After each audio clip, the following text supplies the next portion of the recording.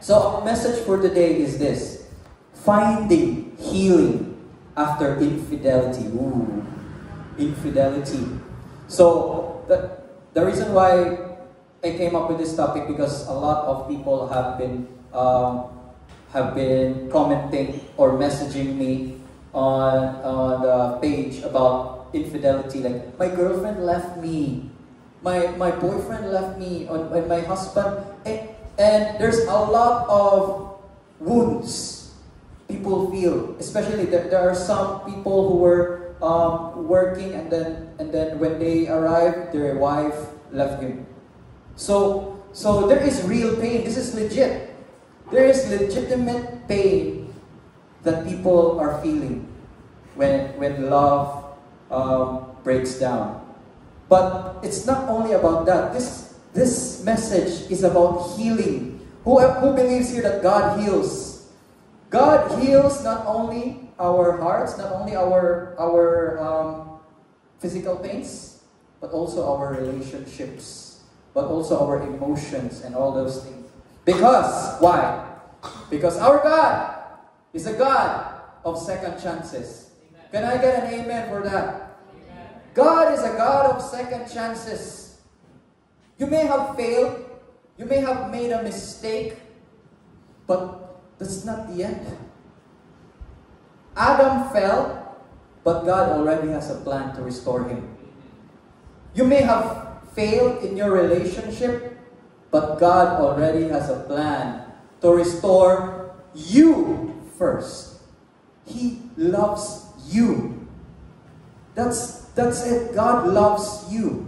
He will heal you. And then when He heals, because there is a divine order in all things. There is a divine order. And God is concerned first about you. He's concerned more about you, your soul, your spirit. That's why He died on the cross. He's concerned of you. And next, He is concerned of your health. So spirit, and then health, your body. And then after your health, He is concerned of your relationship. So there is a divine order in healing. So some of you are carrying wounds that no one sees. But it might be from a past relationship. Infidelity has shattered trust. There's a song, Utukso kay Ramina, winasak na tahanan. There's a song on that because it's rampant, and it hurts not just your trust, your identity, and even your faith. Those things. But here's the thing, brother and sister, you're not alone. Amen. Of course you're not. A lot of people are suffering the same thing. But more than that, you're not alone, because God is with you all throughout, even through your pain. So, we are in a culture where divorce is not an option. It's not just a culture, it's in the law. Do you know that Philippines is one of the only 2 countries in the world where divorce is not legal? Which is the other one? Vatican. Yes, Mami Ani. Only Vatican and the Philippines are the 2 countries where divorce is not legal. And it's not only is it not legal, many people frown upon it, but lately a lot of people are realizing. So it's also because if it's Vatican and the Philippines, it has something to do with religion as well. So that's why I said in the beginning, this topic here might be a little bit controversial. And I don't care if people will hate me on this. I would rather be hated for the right reason than to be loved in the wrong reasons. Amen? Amen. So we have to be aligned with the Word of God. So there is pain in betrayal. So infidelity, as I mentioned, destroys trust, identity, and peace. And it's not just a physical issue. It's emotional, spiritual, and relational.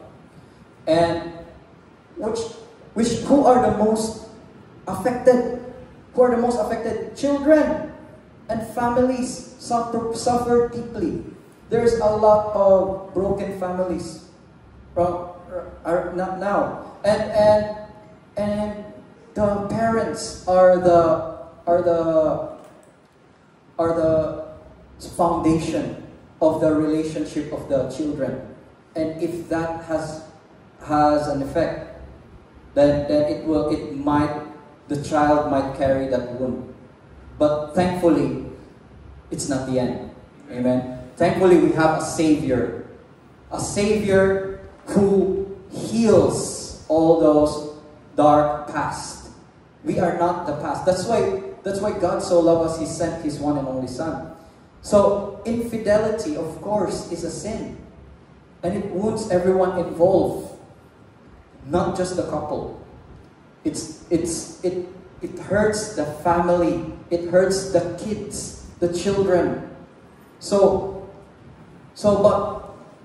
here in Proverbs chapter 6 verse 32, let's read this again. But a man who commits adultery has no sense. Whoever does so destroys himself. That's the word of God. That's not my word. And it's just telling a plain truth. So, and Jesus actually in the New Testament, in Matthew, He said, if a man just looks a woman in the eye lustfully, he has already committed adultery. So maybe, I'm so faithful with my wife. She's just my wife from the beginning to end. I've never slept with another woman. I've never even courted or even flirted with another woman. But have you at one point in your life looked at a woman lustfully? If you had, then you have also already committed adultery. You're no better, brother. You're no better. So Jesus actually elevated the standard of the law by saying that even if you just look at the woman lustfully, I'm not just saying about a man, a woman can also look at a man lustfully. So even if you haven't done it, even just by looking at it, you have already committed adultery. But it's also if you have conceived it in your mind and not realize it, you end up actually doing it, and that's where there are consequences already. Amen. But we're not gonna dwell on that, and I'm gonna show you that there is a hope for that. So why does this keep happening? There is a cultural and legal reality in the Philippines. Because there is no divorce, many are trapped in a particular relationship. The Philippines is not. And by the way, just so you know, I'm not here in front of you promoting divorce. And as you will see that. Because, but this is just reality. Many people are feeling trapped in a certain relationship, especially if they're already married, because of there's no divorce. And even if there's no divorce, the alternative is annulment. But that's expensive and inaccessible. So that's why you'll see celebrities have annulment, because they can afford. But what about the common people? What about those who cannot afford? They will be trapped. And then some couples live in secrecy, shame, and silent pain because they are not able to move. And marriage, and all those three reasons are connected to the last one. Marriage often enter without proper understanding. That started all. This thing started it all. When you enter into something and you don't have an idea what it is, especially marriage, you need to know what you're getting into. So that's why it's important to have it's important to be in an environment, in a community that really upholds that standard of marriage. And Jesus has really high standards when it comes to marriage. So religious, and this is the kicker. The religious shame. Say religious shame. Religious shame keeps people silent.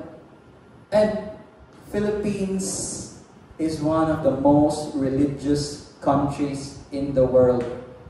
People in the Philippines really take religion seriously. That's why people are stuck, not because they're unfaithful, but because their partner is. And the law leaves them no clean way out. So that's just the reality. And just as we have had our communion, it might be true, but it's not the truth that will set you free. And now I will show you the truth that will set you free. Who wants to know? Who's excited for this word? Amen. Amen? So let's go. So the biblical truth about broken marriages. So this is in Matthew chapter 19 verse 7 to 8. So the Pharisees asked Jesus this. Why then, they asked the Pharisees, did Moses command that a man give his wife a certificate of divorce and send her away? By the way, divorce is actually legal in the Jewish law. There is divorce in Jewish law. So the Jews actually had this, and the Pharisees are they're really well versed on the Jewish law. So Jesus replied, here's Jesus' reply. Moses permitted you to divorce your wives because your hearts were hard. But it was not this way from the beginning. So what can you see? What can you see on this? What can you see on this? The Pharisees, these are the legalistic people, the religious people. They ask, why did Moses command? For them, divorce is a command. But what did Jesus say? Jesus subtle correction on the Pharisees. Moses permitted the legalistic religious man, for him, divorce is a command. Jesus, full of grace and truth, for him, divorce is permission. Wow. Divorce is permission because, and he explained it, because your hearts were hard. There's a reason. Because your hearts were hard. Your hearts are not obedient to God. And what is a hard heart? A hard heart is a heart of stone. A hard heart is a heart that follows the law. If you follow the law, you are susceptible to all the effects of the law. And that includes broken relationship. And that's why Moses permitted the divorce, because and then it's also coming from God, who knows everything and who knows that if man follows the law, try to gain his righteousness through the obedience of the law, anything will happen. Even the accidents when someone accidentally kills a person, He already makes provisions for that. Our God is someone who sees already that He knows the nature of man. And He knows that He said, your hearts are hard, so I permit divorce. These are not my words. This is in the Word of God. Divorce for Jesus is a permission. And then He ended it, but it was not this way from the beginning. What does He mean, in the beginning?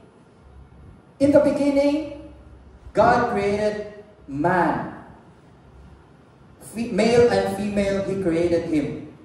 And that's why man will leave his father and mother and be united with his wife, and they shall become one flesh. What God has united, let no man put asunder.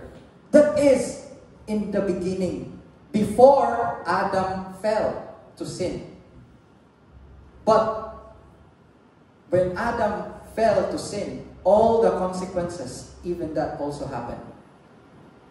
So, the creation failed when Adam sinned. And that's why God sent His one and only Son for redemption. Amen. Amen? So that is not like that in the beginning. And that's why there's a difference, brothers and sisters. There's a difference when you are in the world and when you are in the light. Amen.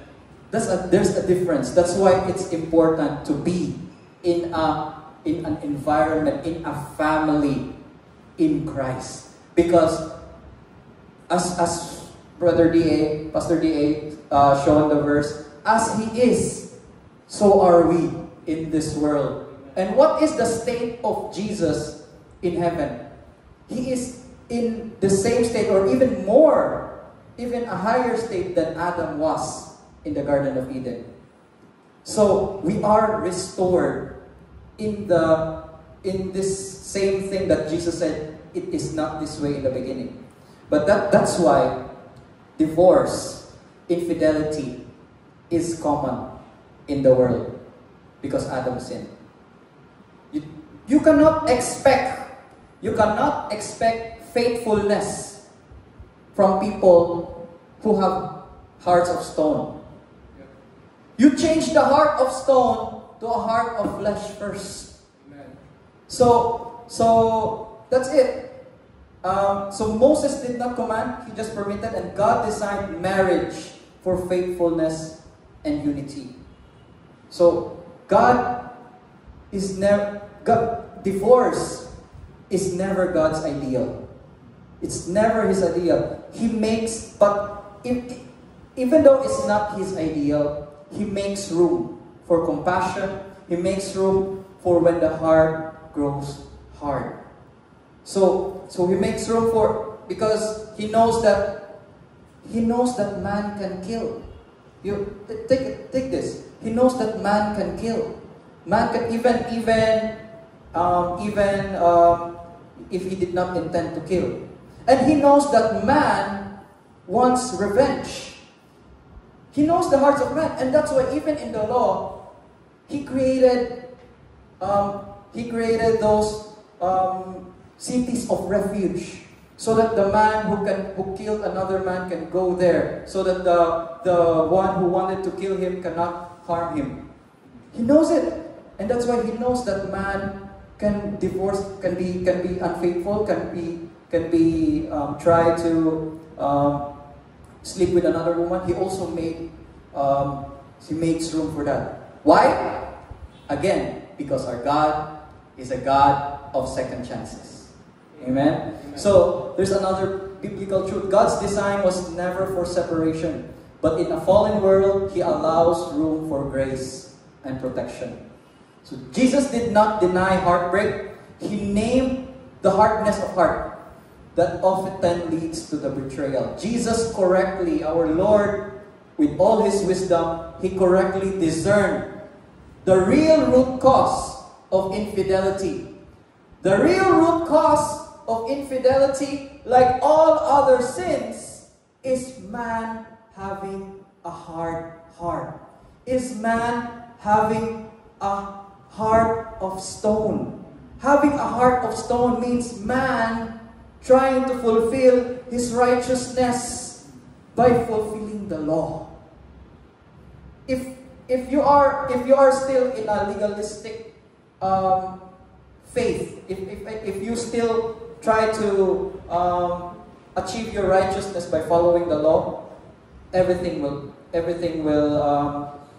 follow. Or everything like infidelity, addiction, that's the result. And you cannot stop it by adding more law. So if you see a fire, how do you turn off the fire? How do you put off the fire? Do you think you can put off the fire by adding more fire logs or fuel? trying to stop a problem by adding more fuel to it will make it blow up. So there is a problem. And then people think that more laws, more dagat balaod, adding more balaod can solve the problem. It can worsen it because in the first place, the root cause is legalism. The root cause is righteousness that is by law. And that's why Jesus came, so that our righteousness will be from faith. Amen? Amen. So God is a God of second chances. And Apostle Paul also acknowledged it, that relationships can be saved, especially when one partner refuses to repent or reconcile. God's heart is for peace, not torment. So let me just read you this verse here in 1 Corinthians 7. I recommend everyone to read 1 Corinthians 7 on this one. But if the unbeliever lives, let it be so. The brother or the sister is not bound in such circumstances. God has called us to live in peace. So there is a time where there is a problem here in the Church of Corinth about divorcing, and they don't have any idea. And Apostle Paul is really a learned man, blessed with the wisdom of God. He gave these things. So if both of you are believers, and you have marriage problems, and you are in a church full of, and of course, if you are in a church, where does the wisdom of God resides? The wisdom of God is in Christ. And if you are in a church, you are in Christ. And if you are in Christ, God has blessed that church with people with the wisdom of God. And therefore, if both of you are in Christ, then you are blessed. You are blessed with an environment where you are blessed with a family who can counsel you with your marriage. Amen. God has blessed leaders, because in a real ministry, we minister from the healing that God has given to us. So there will be wise people in the church, and therefore, if both of you are believers and you are having marriage problems, don't go directly to the divorce office. Don't go directly to the lawyer. Go to your elders. Amen. Go to your pastors. Ask for advice. Ask for counseling with your marriage. Because why? The pastors, the leaders, the elders, where do they base their wisdom on? On the Word of God. Amen. Many people will come to me, "You're so young." Thank you. Thank you. Yeah. I don't need advice from you. You're younger than me. You're younger than me. Look at you. You look 26. Thank you. You don't have you don't have the same experience as me. You cannot counsel me. Respectfully, ma'am, I don't counsel you with my own wisdom. I counsel you with the wisdom of God that He has given to me. And also that same wisdom, that same God who let me be able to counsel you, He also blessed me with youth. Amen. And that's why I look young despite my age. Praise the Lord. Those who wait in the Lord will renew their strength like the eagles. They shall run and not be weary. Amen. Praise God. Amen. But so if you are in a church and your pastor is young looking, know that it's not your pastor who is going to it's not his own wisdom, but the wisdom of God. Amen. In the Word of God. Amen. If a pastor is not using the Word of God to counsel you, then that's the time you'll be worried. Because he's not feeding you with the correct food that he should be feeding you. Amen? So that's it. If you're both believers, if one of you is a believer and one of you is not, Paul said, if he leaves, let him. If she leaves, let her. You cannot, and you do not divorce her. But you are called to peace. So that's one thing. And then if he comes, what do you think? If one of you is a believer in Christ, you might be able to win back that partner, that wife, that unbelieving wife. You might be able to win that unbelieving husband, because eventually they will come to the light. When the portion is holy, the whole batch is holy. And when God has called you, He has also sanctified the other one. What does it mean by sanctified? Marked. Gimarkahan na siya. Reserved. So if she leaves, let him. But pray to God. I've known some people who has that particular type of relationship, and they just prayed, and God restored their relationship. So another thing, forgiveness, and we have to remember this. Forgiveness is different from reconciliation. It's different. Forgiveness takes one. Reconciliation takes two. So when you forgive someone, you don't need that someone to ask for forgiveness from you so that you can forgive. You can release forgiveness even before that other person says sorry.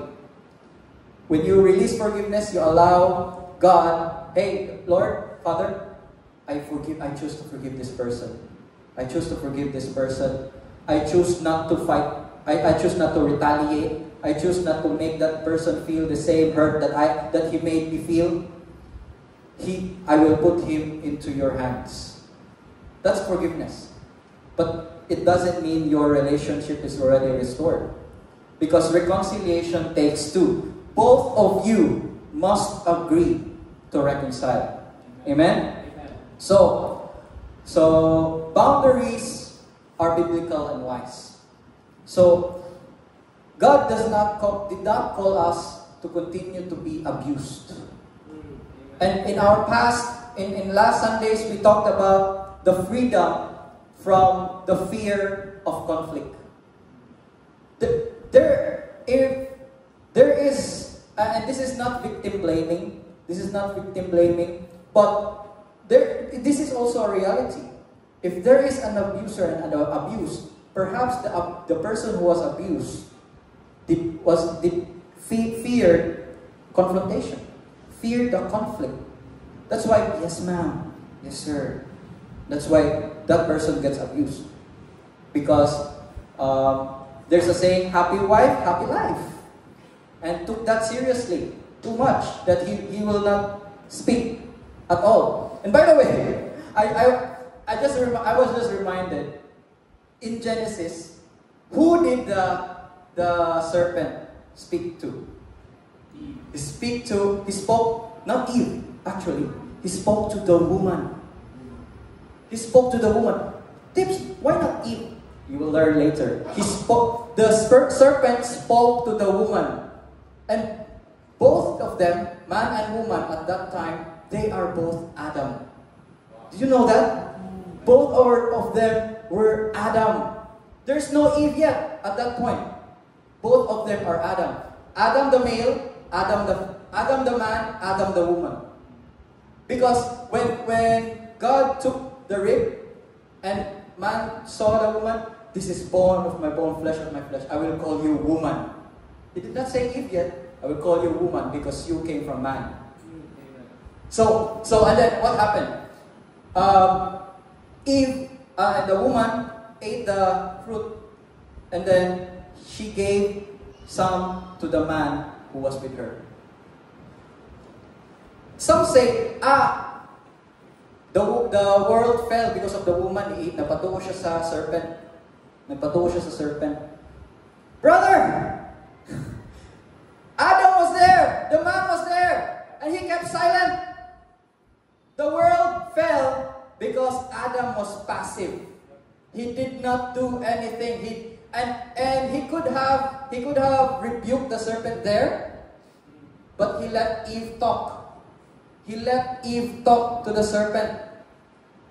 If Adam could have, hey, don't talk to my wife like that. Adam could have said that and they wouldn't have fallen. Passivity. It starts with the man's passivity. The whole world fell. Then when he let Eve talk to the serpent, that's why man has to defend the wife. Has to speak against the evil that comes to the wife. So rebuke that serpent. So, and then later on when God cursed the ground, and he said, and right after God said, from dust you came, to dust you will go. That was the verse after that. Adam named the woman Eve. And Eve means life giver. Amen. So Adam knew the power of his words. He knew he was doomed to die. He was doomed to die because of that curse. From dust you came, and dust you will return. And after that, he knew the power that God gave to him about his words. He named the woman Eve, life giver. And that's why he had a chance. And that's why Jesus came through the lineage of Adam, through the woman. And there he had hope. So there is always hope. And that's one thing that I did not plan to share that today. It just came in.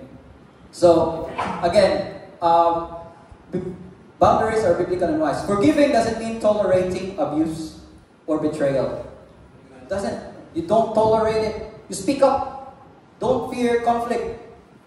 Don't let yourself be abused. Enough. No more. Amen. No more. Let's talk about this. If you don't want to talk about this, then let's separate. Because reconciliation takes two.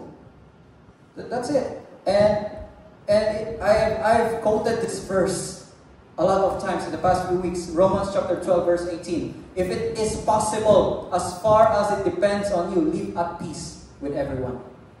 So correct the false guilt that says there's a false guilt. There's a false guilt that the world is speaking to Christians.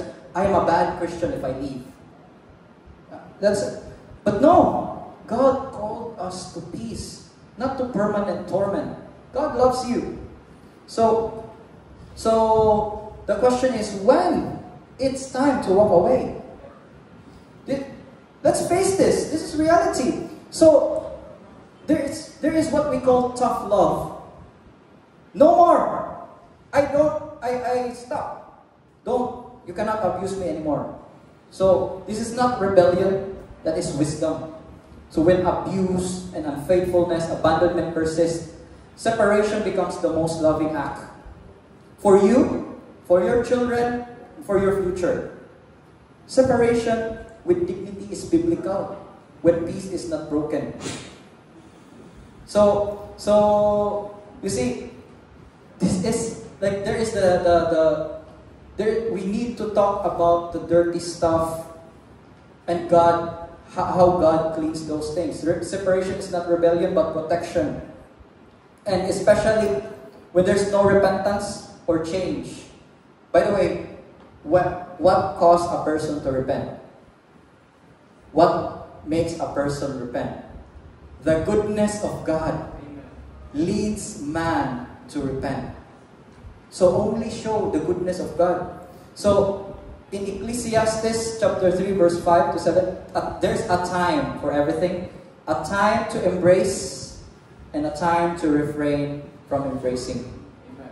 So, and there is hope and healing in Christ. That's why we're talking about healing. So that's why I mentioned earlier, there is a divine order for healing. So Jesus offers healing, not shame.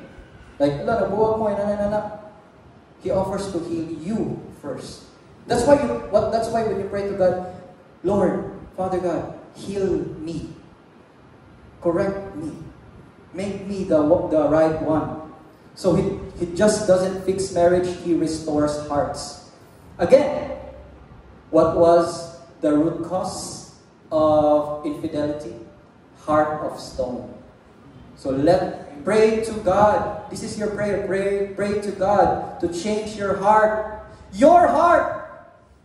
To change your heart first. To be a heart of flesh, not a heart of stone. A heart there's a song, a pure heart. That's what I long for. A heart that follows hard after thee. A pure heart. Diba? So you ask for a pure heart. And and if one of you, if at least one of you is healed, then the Lord has opened the door for your relationship to be restored. Whether you stay or walk away, here's the thing. God walks with you. Amen? Healing is not just about saving a relationship. It's about saving you. God cares for you first. That's it. And let church family, who's blessed to be in this church family. Amen? Amen. Amen? Amen. Be your support system. Your broken home. You never became. So this is our family. This is our church. We love broken people. And if you're here coming for healing, then you're welcome. We will love you too, so that until you're more than healed. So healing doesn't mean always restored romance. It means a restored heart. Restored romance, restored relationship is a byproduct of a restored heart. Again, a restored romance and restored relationship is a byproduct of a restored heart. So, you are not your failure. Do not identify with your failed relationships. You are not your failure. You are not what they did to you. You are not what they did to you. Who you are. Who are you? You are God's beloved. Amen. So brothers and sisters, for the betrayed, if you are the betrayed, here's the word of God for you. You are not forgotten. God sees you. And if you have been unfaithful, and if you are currently being unfaithful now, repent. Change your mind. Come home. God is waiting for you. And to everyone, Jesus is still writing new stories out of broken ones. So, if something is broken in your life, Jesus can still repair it. There is always hope in Christ. Amen?